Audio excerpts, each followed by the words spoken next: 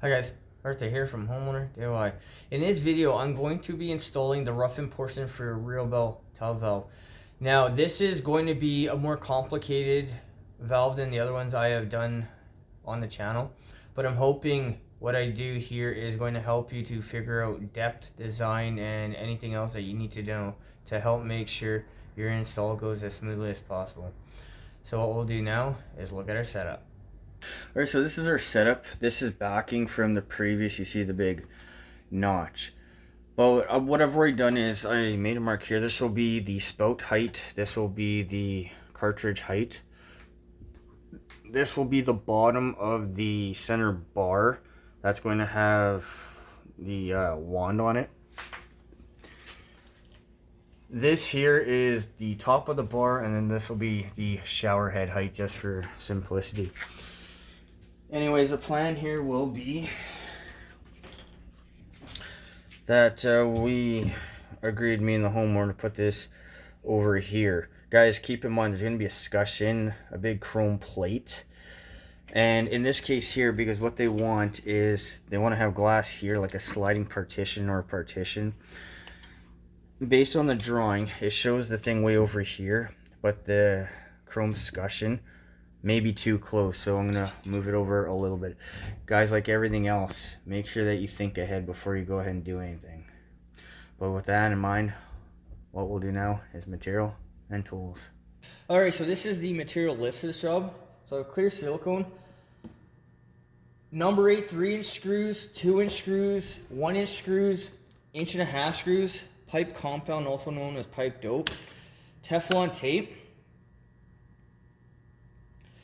copper pipe, 2x4, 5/8 plywood, 2x6, the rough-in body for the tub valve, the trim kit, spout, scutcheon, shower head, grab bar, shower arm, other scutcheon. For soldering supplies, Emery cloth, solder, Flux, sweat by sweat, wingback 90, FIP by sweat, wingback 90 for a couple of them, 45s, copper 90s, 90 sweat by PEX male, and then a male sweat by PEX adapter.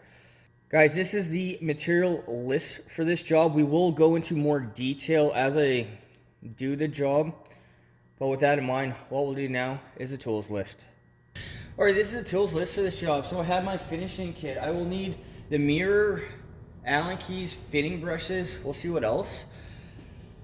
My pouch, so hand tools, measuring tape, hammer, cutters, speed square, my cordless kit, grinder, drill, sawzall for safety equipment, a bottle of water, safety glasses, earplugs, 1/2-inch crimpers, cross laser, silicone gun, torch, worklight, skill saw, and then an extension cord. Guys, this is the tools list for this job, so let's get started. Alright, so here are the instructions for depth.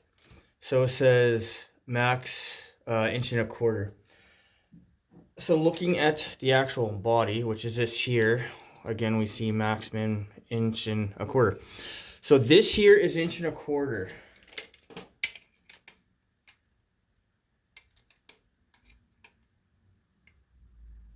So this entire area here is what gives you your depth. So with this diverter, it's actually, you have a lot of play. So it took me a little while to figure this out, but I finally did. So the back of this mark here to the very front,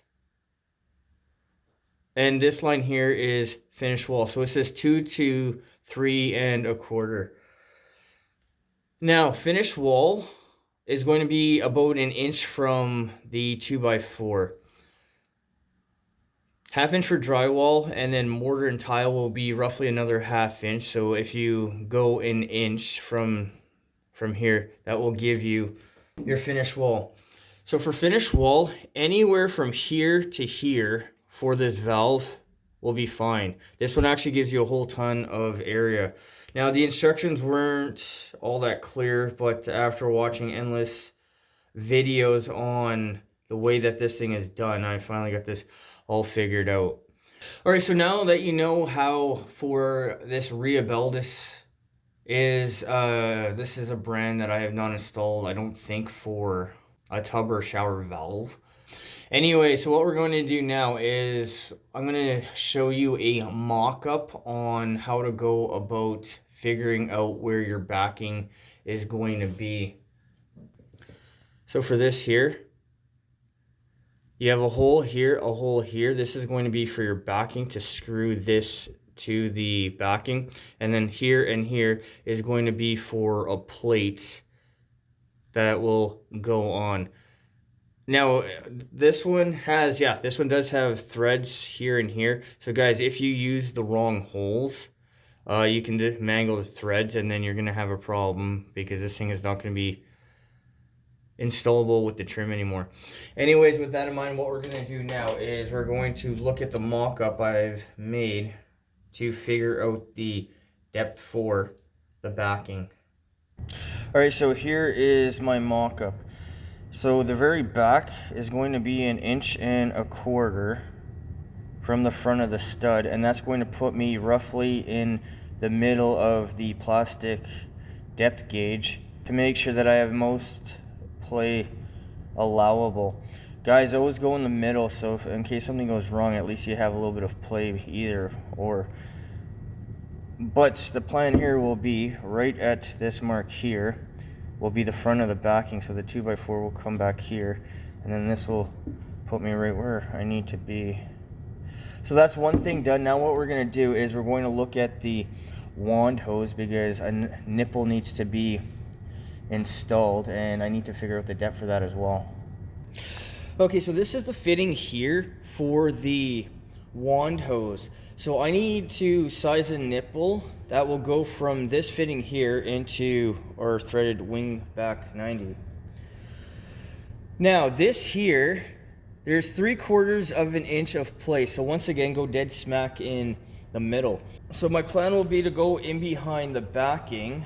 So this will be the 2x4 here, and then I'm gonna add 5/8 plywood because the pipe is going to need some space. Okay, so from the face to face, or also known as end to end, it's 2.5 inches. So I am going to get a 1/2 inch brass nipple, 3.5 inches long, and that should be enough for this. So here is a drawing with what this layout is going to look like. So it has the dimensions. Now keep in mind, these dimensions are a rough idea. They're not going to be exact. You're going to have to make adjustments if and as necessary. So don't take it to heart that this is going to be black and white set in stone. Alright, so here's our roughened body. We'll take off the gauge there. Now, one integral clip has already been removed, but we'll take off the other one just by depressing, and that can be removed as well. So remove the plug. So currently the cartridge is not inside, but the 2 integrals need to be removed as well. Alright, so to remove the integrals, slide them out of the way. So you see how it's all plastic? If you leave these things in, I guarantee you, you're going to melt them. So looking at our body here, this will be the spout. This is going to be the hand wand. This is going to be the shower head, hot and cold. So what I'm going to do is I'm going to solder on the sweat by PEX adapters first. So the hot here will be a 90, this will be a straight. Alright, so we'll quickly do our prefab. Because this is all new, you don't have to clean it much.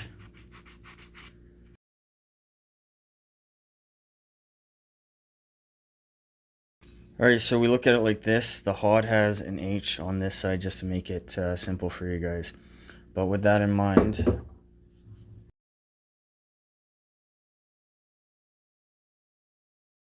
okay, so this is my personal opinion on this. Don't go all the way in pull out, so it's just sticking out a little bit like that. And then same thing with the other side. It'll be easy to see if you've done a nice clean joint all the way around opposed to doing it like this.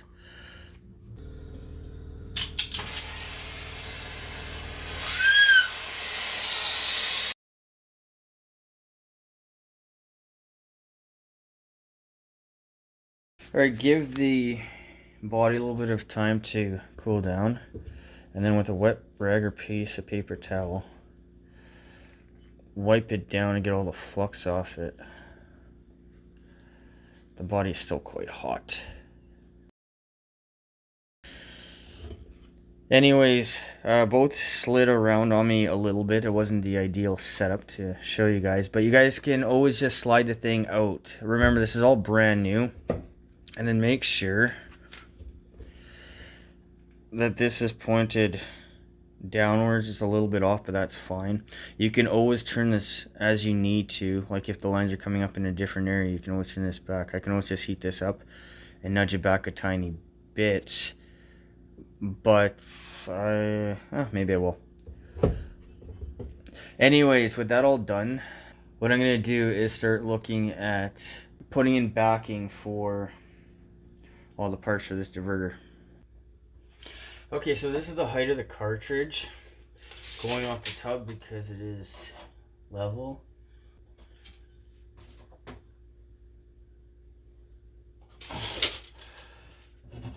So guys, that's just a rough mark. So the front of the backing is going to be 1.25 inches. So we'll make a mark. Front of the backing will be 1.25 inches. Well, this 2x4 is 1.5 inches. So for this side here, one of two things has to happen. Either this gets notched out for depth, or the 2x4 going across will be notched out for depth. It'll be easier to notch the 2x4 going across. Okay, so our piece of backing will go here.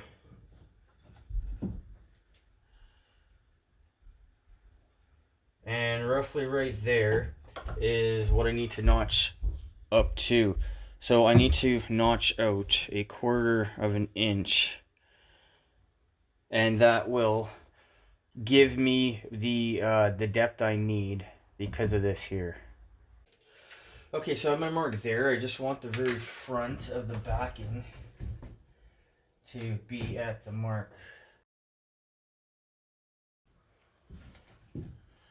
Okay, so the center mark, I want the center of the backing.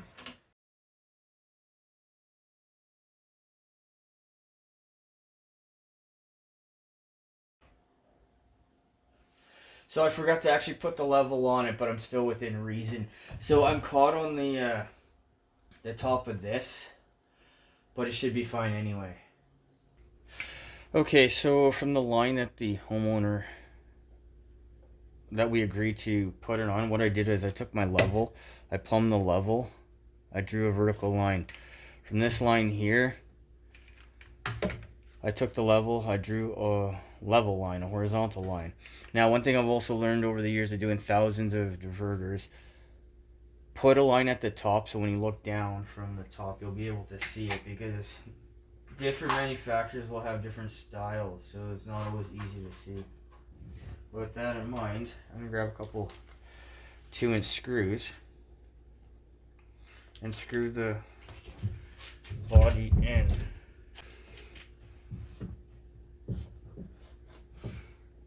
So make sure the middle of the integral is right down the middle of the lines. Since everything is level, the thing should be straight.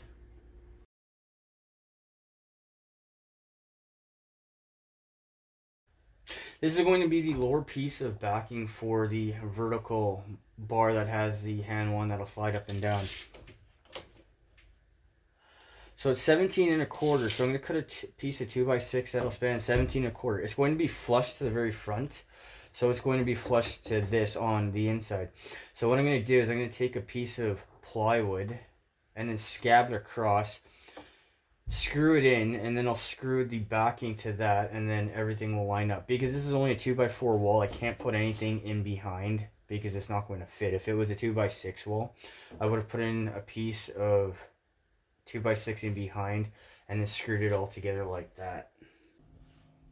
Okay, I put a piece of 5/8 backing to here.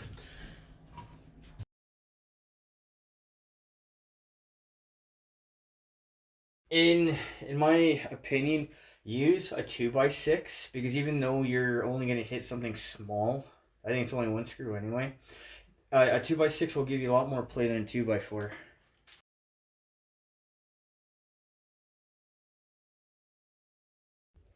Okay, so for the top here, this is the shower head. This is going to be the top of the rod for the wand. So this mark here is right in the middle. So between the two, we have 4 inches. So our 2x6 is dimensional lumber, so it is 5.5.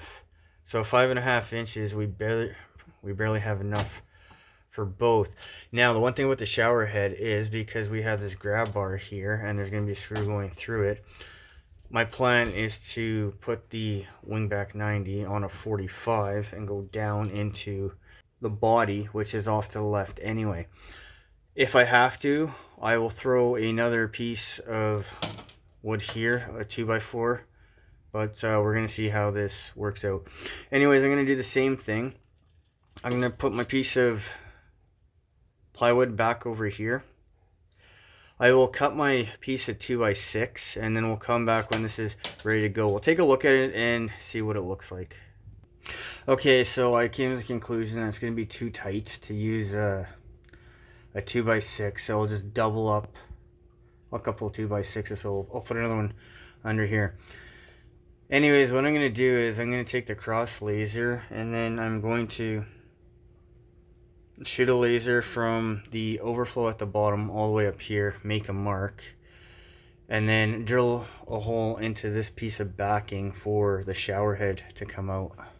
Okay, so with the cross laser, I'm going from the center of the overflow, and the cross laser will automatically shoot in this case, a plumb line. If you go horizontally, it will be a level line. Now, I already forgot one thing. So here is the bottom. This is the mark for the bottom of the bar. So for the hand wand, it's going to be right in the middle of the overflow based on the drawing. So what I'm going to do is draw a line.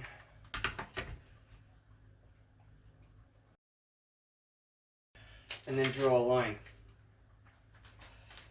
So this is going to be the center of the bar, and to the right I need to have the hand wand connection, which is going to be another wingback 90. So we're going to have something that comes off somewhere in this area.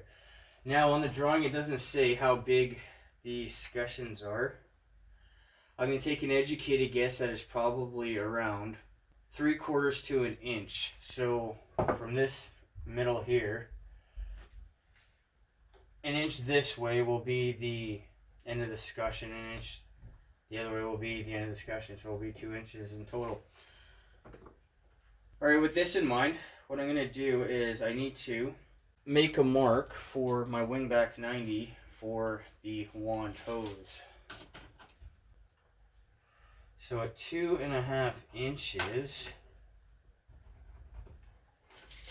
right there is where my wingback 90 is going to come. So the plan will be to have it come off a 45. And guys, this is another case where you can do a mock-up using a 45. So with this here and this on the end, you can eye this out where it needs to be. So this is going to hit. The reason I don't want to do this is because I can hit the thing. And you can do this, but it's just more 90, so it's more of a restriction to flow. Anyways, what I'm going to do is I'm going to drill this out here. I'm going to mark out my shower head and drill that out as well. I really shouldn't have screwed this all in, but I'll have to take it out and make it work. But what I'm going to do is I'm going to get the shower head ready to go. And then we'll come back when I'm ready to do this, because it'll be easier to show you on this one, even though it'll be the same thing as up top. Okay, so the first thing I've done here is I took my level, and there is a bubble on a 45, which is there. So I drew a mark. The idea is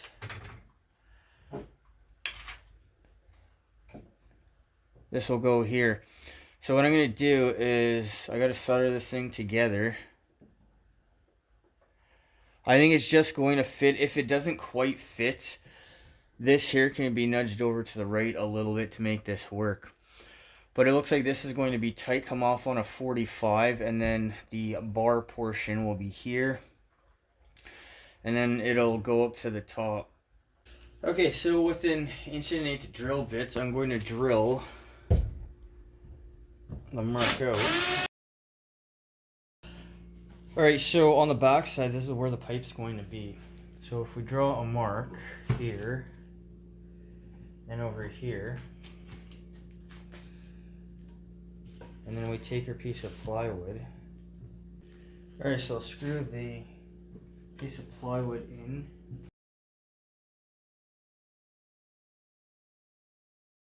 Drill this hole through. I've screwed the backside on. Now what I need to do is I need to cut this here, and cut this here. One other thing for the wing duct. So with these little points here, it's not going to quite fit into the hole. So I'm just going to take a grinder and cut this off. But I'll grind this off, I'll get into the hole, I'll cut this stuff off, and then I'm going to show you my way to get this ready so everything's going to be one solid piece.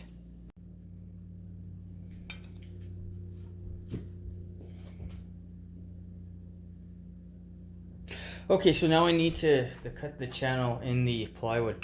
So the first thing I did here was I grabbed my speed square, I drew a line.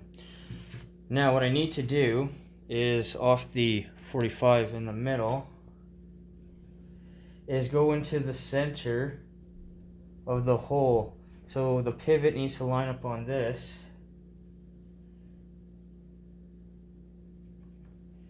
And then draw a mark. So we have our mark there. And then we have our line there for the channel that needs to be cut. Okay, so I've also just ground the corners off just to get this to fit. Now this can be traced. And then I'll cut this here, and I'll make sure that this is all going to work smoothly. Now I'm going to use a couple 2-inch screws to screw this in.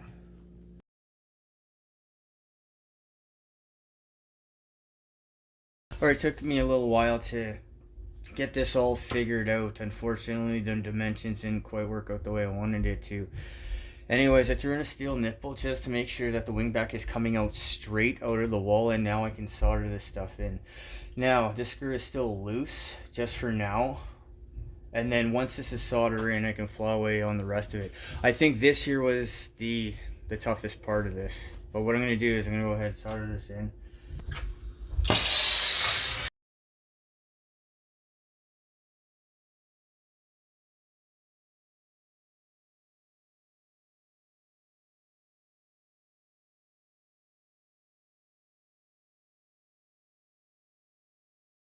Alright, so I finished soldering this in. I will I'll sand this just so you don't see the burn marks, but there's nothing I can do, it's too close.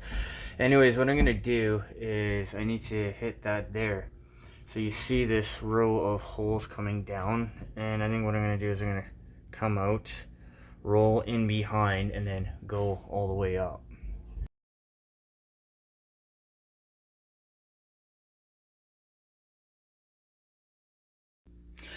Alright, so I've soldered this, I soldered that up there, I've made sure everything looks good, that it doesn't look like anything's going to leak.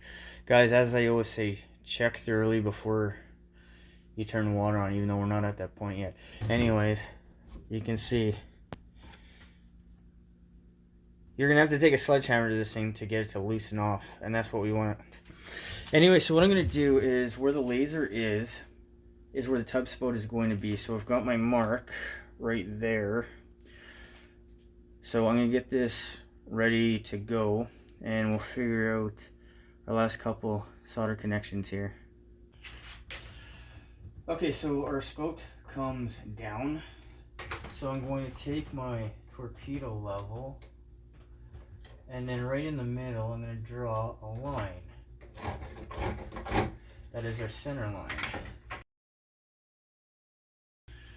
Okay, so here's our line, and it goes over to the right. Okay, so this is the wingback 90. That's going to be here. So for our 90 over here, it'll be right there. Alright guys, so what I'm going to do is I'll cut this off. I'll get it all ready to go before I solder. We'll come back, we'll see what this looks like. Okay, so I'm all ready to solder. I've got this stuff ready to go. I have my laser on. Everything is plumb all the way up. I have also leveled this off to make sure that the spout comes out nice and straight. So what I'm going to do is I'm going to solder these three connections on. Once that's all done, the last thing I need to do is connect the two PEX lines.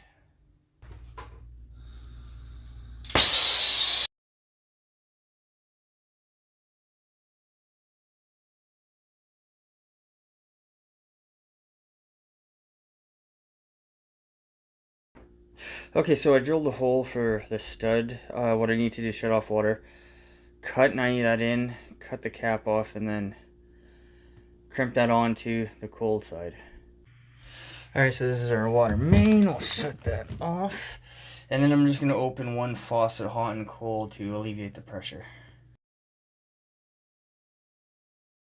So because this is screwed all the way in, I'm not going to get my crimpers all the way onto it. So what I need to do is just loosen it off a little bit.